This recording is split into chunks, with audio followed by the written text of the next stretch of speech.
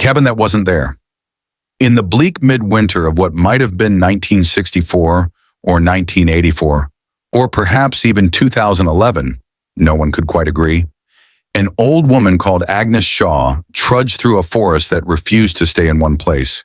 She was 87, bent almost double by arthritis, yet her eyes were sharp as broken glass.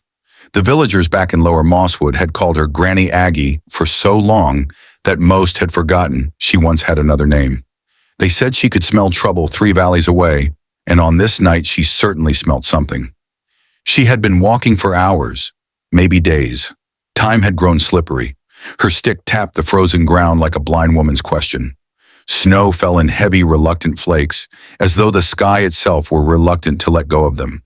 Then through the murk, she saw it, a small wooden cabin that had no business being there.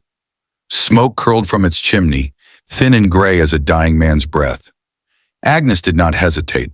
Hunger and cold make short work of caution. She pushed the door open with her shoulder. Inside it was warm, almost stifling. A fire crackled in the grate. On a rough-hewn table sat a canvas rucksack spilling tinned food.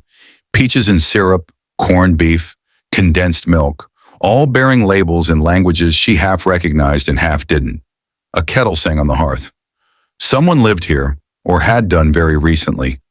She was halfway through a tin of peaches, juice running down her chin like a greedy child, when the door creaked again.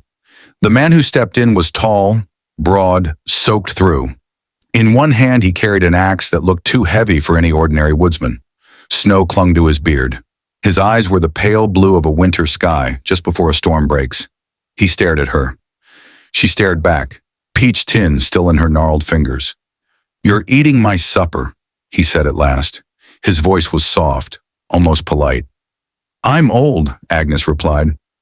"Old folk don't wait for invitations." To her surprise, he laughed, a short bark that turned into a cough. He set the axe down, not gently, and shrugged off his coat. "Name's Tom," he said, "and you, I reckon, shouldn't be here at all." Over the next hours, or perhaps days, the light outside never quite changed. Others arrived the same way, stumbling out of the snow as though the forest had spat them out. First came Samantha, 30 weeks pregnant, cheeks raw with cold, claiming it was 1964, and her husband had gone for help 3 nights ago and never returned.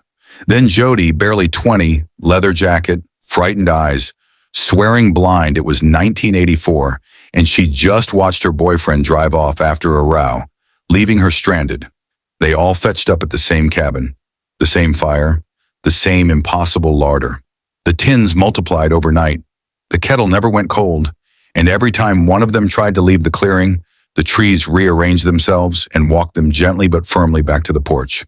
Tom, who said he was from 2011, worked it out first. "We're not lost," he muttered, staring at the flames. "We're caught. This place has pulled us in because something needs finishing." Agnes listened, said nothing, and kept her own counsel until the 3rd night, when the others were asleep in a tangle of blankets on the floor. She woke them with her stick, rapping the boards like a schoolmistress. "Up," she croaked. "All of you. It's time you heard the truth of it." She told them slowly in her cracked Yorkshire voice, the story they had all been living in fragments. The cabin, she said, was never a cabin. It was a crease, a tear in the cloth. People who were about to die, properly die, not just once, but in ways that rippled down the years, sometimes slipped sideways just before the end. The forest kept them until the knot could be untied or cut. Samantha's child, Jodi, would be born in June 1964 and given up for adoption. Jodi would run away at 15, fall in with thieves, hang for murder in 1984. Tom, Jodi's own son by a man she hadn't met yet, would shoot himself in 2011 after learning the full weight of his mother's crimes. And Agnes? Agnes smiled, toothless and terrible. "I'm the echo," she said. "I died in 1944, the night this forest was bombed flat by mistake. I've been walking at the timeless cabin." The story begins with a couple whose intentions appear far from honorable. Today their plan is to rob a grocery store, and they've come fully prepared. Yet even after looting the entire shop, the woman's greed isn't satisfied when she spots a box behind the cashier. She insists he open it. The cashier warns her, "That's not what you think it is. Don't open it." But greed clouds her judgment, and she forces it open anyway. A gunshot echoes. We cut straight to a desolate forest where a terrified young woman wanders alone, starving for who knows how long. Her past is a mystery, but right now she's desperate. She spots a wooden cabin ahead and rushes inside. There she finds a bag filled with food. Without hesitation, she devours whatever she can grab. But then, a chilling sound comes from outside. Someone approaching. In fear, she hides under the bed. The figure enters, axe in hand, though we can't make out who it is. He picks up his food bag and leaves quietly. The woman, Samantha, remains hidden, trembling. After some time passes, she decides it's safe to leave. But as she flees, she collides with the very man, Tom. To her surprise, he doesn't harm her. Instead, he helps. Samantha apologizes for stealing from his bag, explaining she's been hungry for 2 days. Her car broke down midway, and her husband went to a nearby petrol station for help, but he hasn't returned. Coincidentally, Tom's car has also broken down. He's been stranded here for 3 days. Hearing this, Samantha panics and insists on checking for her husband. Tom accompanies her, but no one's there. They leave a note, grab some warm clothes, and return to the cabin. As night falls, the temperature plummets. Tom offers her a blanket from her car. Samantha wonders why her husband left her alone in the woods. He could have taken her with him. She reveals she's pregnant, which might explain his caution. Tom gallantly offers her the bed while he sleeps on the floor.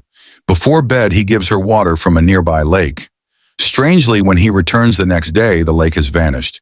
With these puzzling questions swirling, they drift off to sleep. Samantha has a nightmare that jolts her awake early, but Tom is nowhere to be seen. Venturing outside, she finds a white-haired girl unconscious. She carries her back to the cabin. Meanwhile, Tom siphons fuel from his car to fix Samantha's. As the white-haired girl, Jodi, wakes, we recognize her as the woman from the grocery store robbery. Seeing Samantha, Jodi assumes she's an intruder and that the cabin is hers. Samantha explains her story, but Jodi doesn't believe her and storms out in anger. On his way back with the fuel, Tom hears 2 gunshots, startling him into dropping the canister. He calls out, but no one answers, so he returns. He finds Jodi with Samantha and learns her boyfriend abandoned her after a fight. Tom agrees to let her stay, but only if she helps with chores. The next day, Samantha and Jodi bond over shared conversations, forging a friendship. But Tom's troubles mount. He notices that no matter how far he ventures, he always loops back to the cabin, an eerie phenomenon. He returns and declares, "This place isn't right. We must leave." He asks where they were headed and what this location is. Samantha says her husband mentioned New Hampshire. Jodi insists it's Dakota. Tom claims he was on a Los Angeles route. Realizing they're in deep trouble, Tom resolves they'll trek as far as possible at dawn to seek help or escape. That night, Jodi and Tom share a bizarre dream of being injected, while Samantha's involves agonizing pain. Come morning, they pack and set off. Samantha and Jodi chat about their pasts. Jodi reveals her mother died giving birth to her, and she grew up in an orphanage. Suddenly, Jodi trips over something and falls, a wad of cash spilling from her mouth. Tom, astonished, demands to know its source. Jodi claims it's her savings, taken from her boyfriend. Samantha notices the object Jodi tripped on, a handle.